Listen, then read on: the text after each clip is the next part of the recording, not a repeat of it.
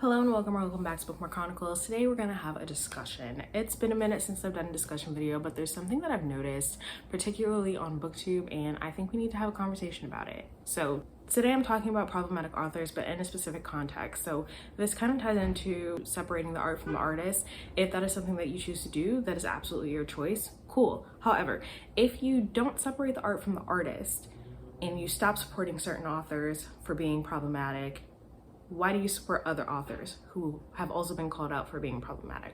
Because that's what I've been noticing. So I'm not talking about any one person. I've seen this a couple of times actually, where, for example, someone will say, oh yeah, I don't support J.K. Rowling. I don't read or watch Harry Potter anymore, even though I really loved it and I grew up with it, all of that.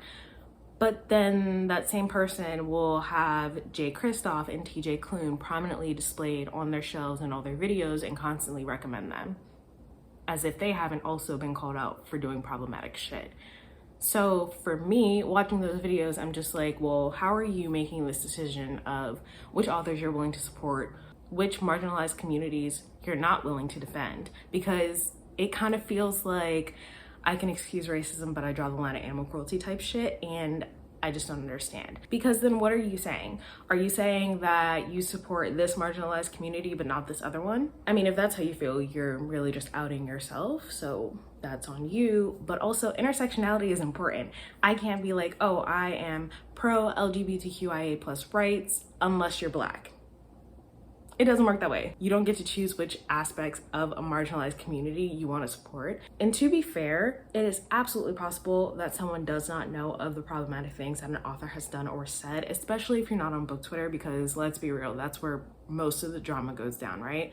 So if someone isn't on TikTok or Twitter and sometimes even Bookstagram, like maybe they're unaware, and that's fine. But it can't be every single one of y'all. It just can't. I had heard great things about The House on the Cerulean Sea.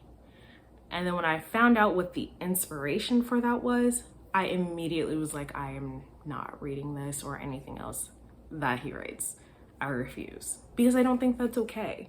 And I can't say that I'm an ally to a certain community and that I want to support and uplift this community and then turn around and read an author who has done something to harm them. That's basically it. I just wanted to throw that out there, see how people feel about this. If you've seen it, how do you feel about separating the art from the artist? I personally don't really feel like I can. And again, that is your own personal choice.